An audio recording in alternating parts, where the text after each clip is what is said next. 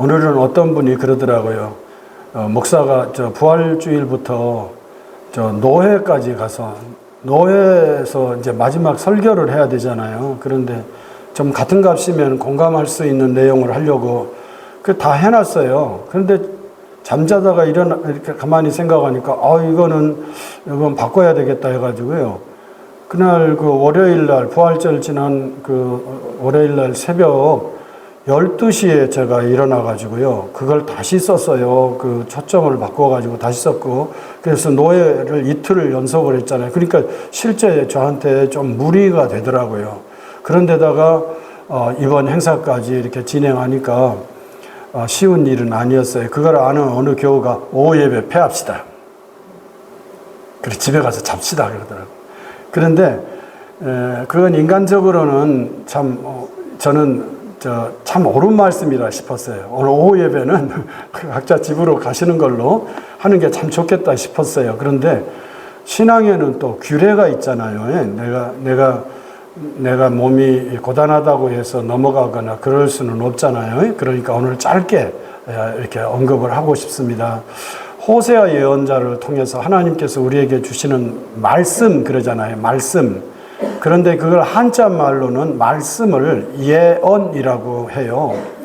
근데 이전에는 그 예자가 미리 예자를 써서 예언자들은 꼭 점치는 사람들처럼 미래에 되어질 일을 미리 말하는 사람들이라고 보통 생각을 했어요. 그래서 우리 한자 문화권에서는요, 예언자 할 때 그 예자는 미리 예자를 썼답니다. 그런데 성경도요, 발전해요. 성경을 공부하는 이 점에서 하나 좀 언급하고 싶은데, 우리 이지웅 집사님을 중심으로 해서 성경을 읽자라고 하는 그 책을 지금 이렇게 꾸미고, 그거 어제 얼마쯤 판매가 됐어요? 이 판매가 됐다는 말은 좀 자랑이 됐느냐? 왔던 분들이 좀 가져갔어요?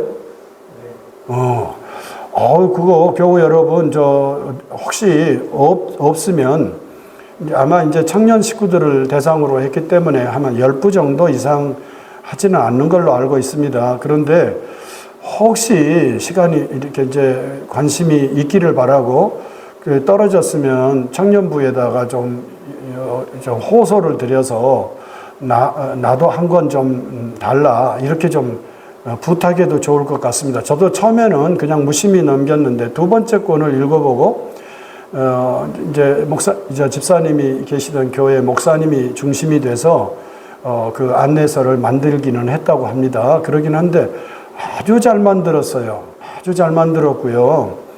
그거는 아마 그 청년부가 서로 의논을 했겠고, 요즘은 이제 컴퓨터에 참 좋은 자료들도 많으니까요. 그런 것들을 이렇게 조합을 해서 만든 것 같습니다. 그런데 아주 잘 조합을 해서 조합을 하더라도 그 엉뚱하게 조합할 수도 있잖아요. 그런데 잘 조합을 했고요.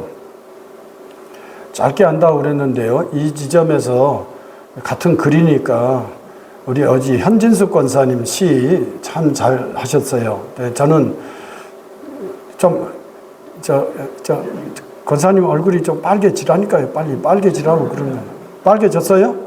끄덕여 보세요. 빨개졌대요.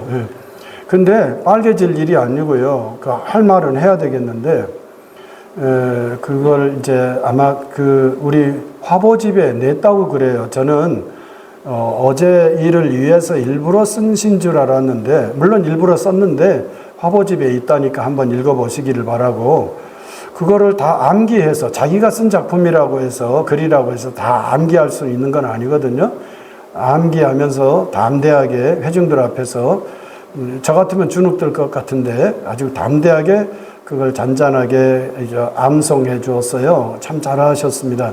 이렇게 글이라고 하는 것은요, 말하고 좀 달라가지고 또 다른 차원이 있어요. 그걸 이렇게 조합을 한다는 거 어려운 일이고요. 창작한다는 거 어려운 일이고요. 그것을 소리내서 기억시키는 것이 어려운 일입니다.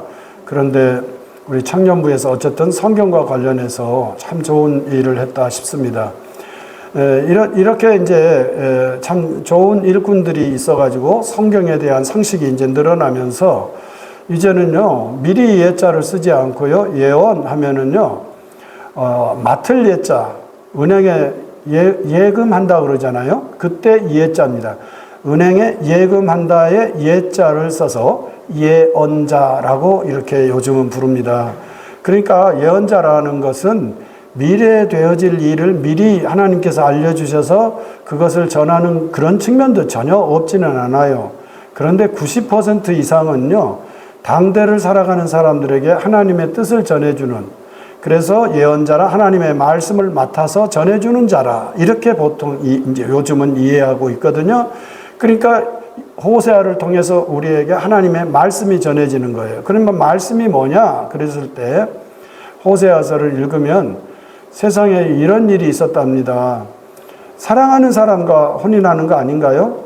그런데 미워하는 사람과 혼인하게 만들었고요. 그리고 아기를 낳았는데 그 아기들에게 저주가 담긴 이름을 지어주라 그래요.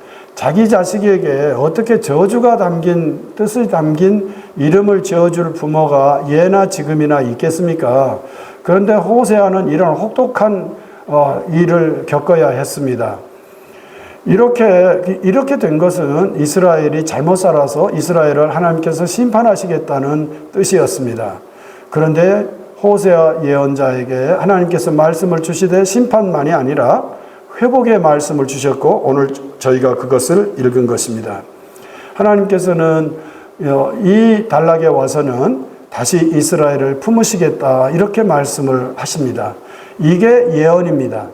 그러니까 말씀입니다. 그러니까 말씀은 두 가지가 꼭 같이 있어야 말씀이다, 그런 의미입니다. 심판만 담겨 있으면, 저주만 담겨 있으면 말씀 아니고요. 또한 모든 것이 잘 될 것이다 라고만 말한다고 해서 그것은 말씀이 될 수 없습니다. 예언자를 통해서 주시는 말씀은 이 두 가지가 적절하게 배합이 되어 있는 그런 말씀의 특성을 보여주고 있습니다. 저는 이번에 여러 가지 이제 측면들이 있었어요. 이렇게 앞에서 보니까 우리 교우들도 눈물 짓는 분들이 있었어요. 그거 왜 눈물을 지을까? 역사를 이렇게 기억하고 회고하고 그러니까 그 눈물 나는 지점들이 있었던 모양이구나. 저는 그렇게 미루어 짐작할 수밖에 없었습니다.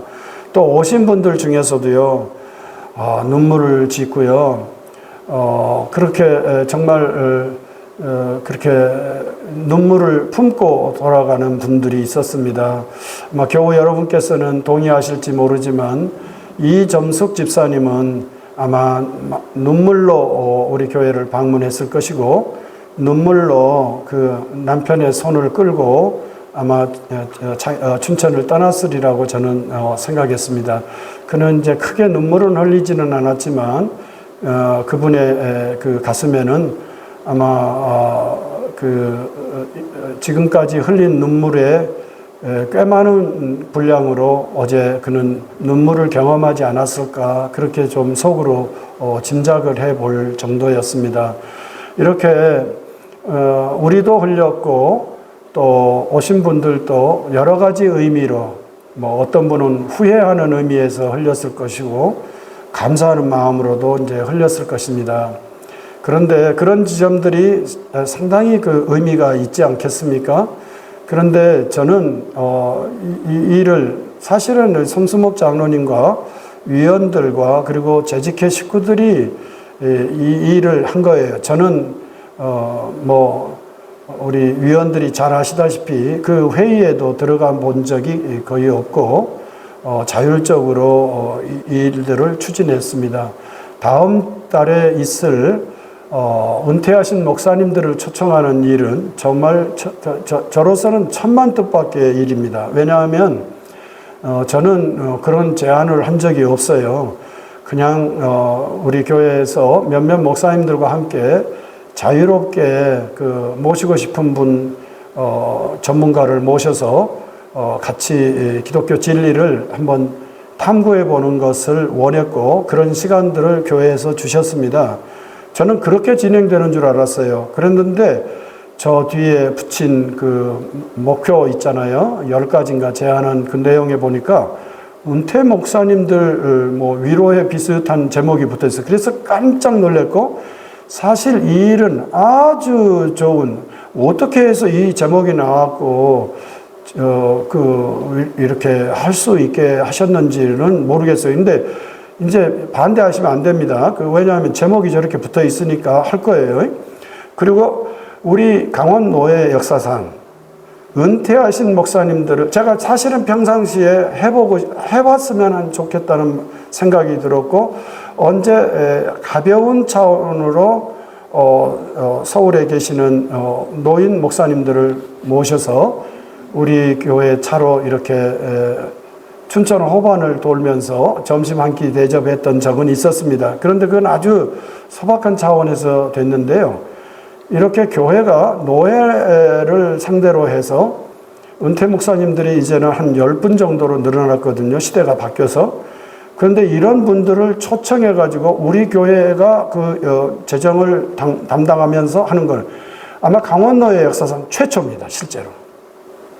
최초예요. 영광교회는 규모가 커서 전국에 있는 이렇게 은퇴 목사님들을 모시는 일은 아마 했는지 모르겠어요. 그런데 그거 안 한 걸로 알고 있습니다. 그것도. 그런데 지금 이렇게 진행된다면 5월에 있을 이 일은 최초의 일인데요.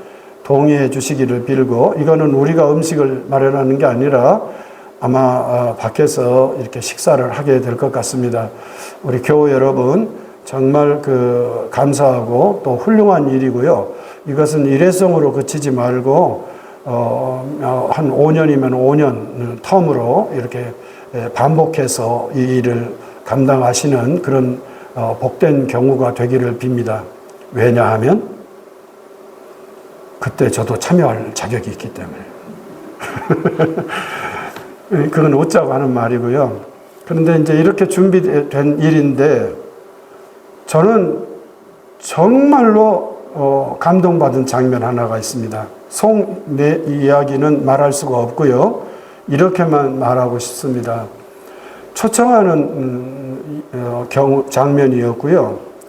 그는 참석하지 않겠다는 내용을 저한테 설명하면서 밀고 당기는 대화의 시간이었습니다.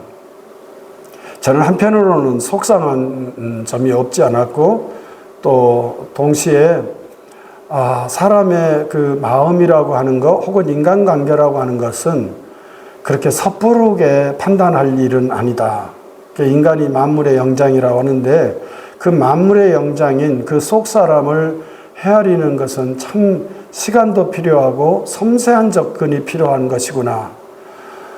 내가 하는 말이 옳기 때문에 당신은 따라야 합니다. 이것은 통하지 않는다는 것을 깊이 뼈저리게 경험해야 했습니다. 그리고 그분이 그런 말을 하게 된 배경이 얼마나 아픈 것인가, 그거를 제가 잘 몰랐었구나. 그리고 그걸 헤아린다는 것은 참 쉽지 않은 것이구나. 그런 생각으로 알았습니다. 후일을 기약합시다 하고 헤어졌습니다. 그리고 그는 그의 말 그대로 어제 우리 잔치에 오지 않았습니다. 그런데요, 제가 극적으로 감동을 받은 장면이었습니다. 그가 마지막 말이었습니다. 목사님, 내일에 있을 교동교회 70년의 행사는 참으로 은혜롭고 사랑스러운 모임이 되기를 원합니다. 방금 전에 얼마나 그가 거칠게 표현했는지, 그가 방금 전에 얼마나 극단적인 말을 했는지, 마치 사람이 두 개인 것처럼, 지금까지 한 자기가 아닌 것처럼, 자칫 오해하면은 이중적인 것 같은 그런 말을 했습니다.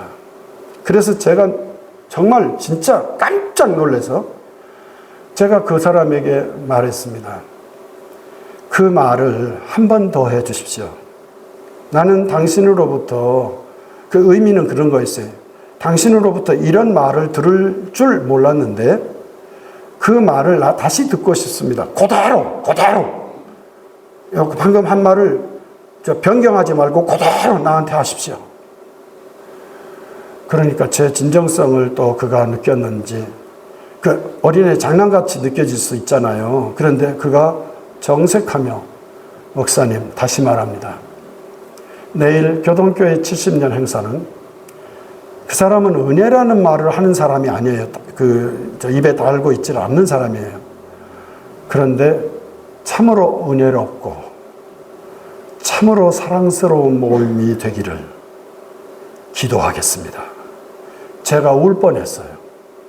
어제 교우들은 여러 가지 의미로 눈물을 이렇게 경험하시더라고요. 제가 보니까.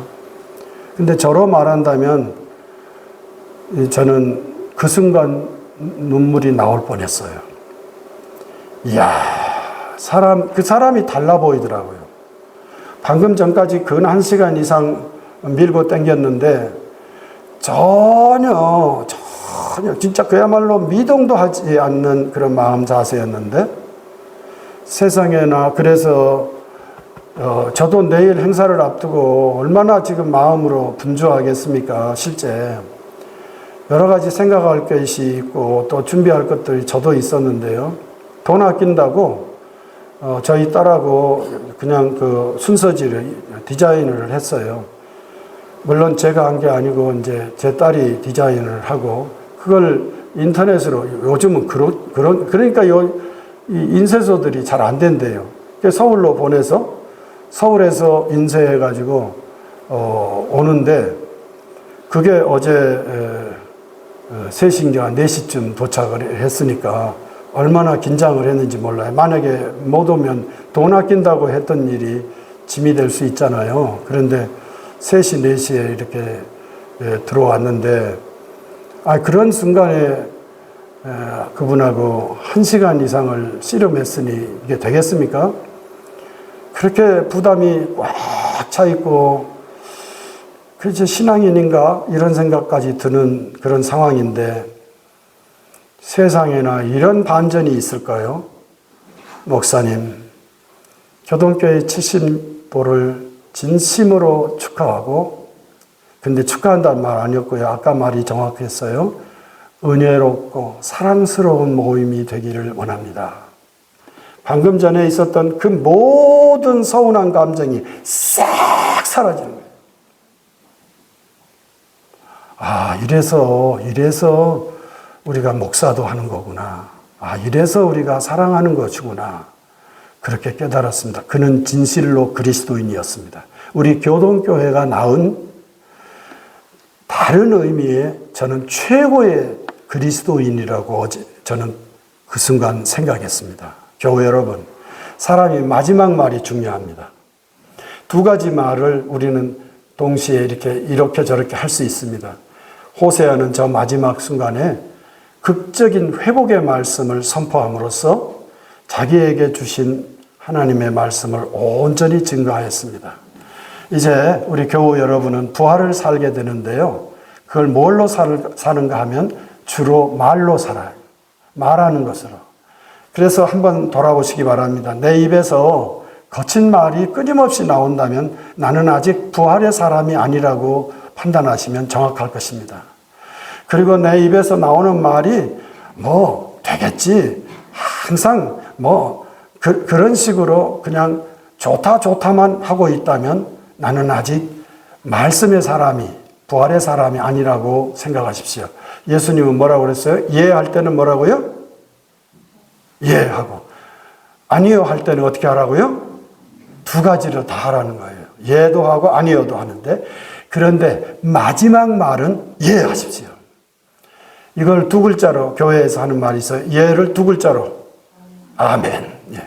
예 혹은 아멘 할 줄 아는 그리스도인. 맨 마지막 말입니다. 그거를 하는 그리스도인. 그는 부활을 믿는 사람이고 예수님의 부활이 누구의 부활이에요? 내 부활로 믿는 사람이. 그렇게 믿으셔도 거의 틀림이 없을 것입니다. 부활을 말로 살아가는 말씀의 사람들이 되시기를 주님의 이름으로 기원합니다. 거룩하신 하나님, 또 세상으로 나아갑니다. 우리가 여러 가지 몸짓을 보일 수 있지만 우리 입에서 나오는 말로 세상 사람들은 우리의 그리스도인됨을 판단하는 줄 믿습니다. 우리는 예도 하게 하시고 아니오도 하게 하시옵소서. 그렇지만 우리의 끝말은 항상 예, 아멘이 될 수 있도록 성령 하나님 우리를 지켜 주시옵소서. 세상으로 나아가는 성도들의 앞길을 열어주시고 좌우에서 힘을 보태주시고 뒤에서 치유하여 주시옵소서.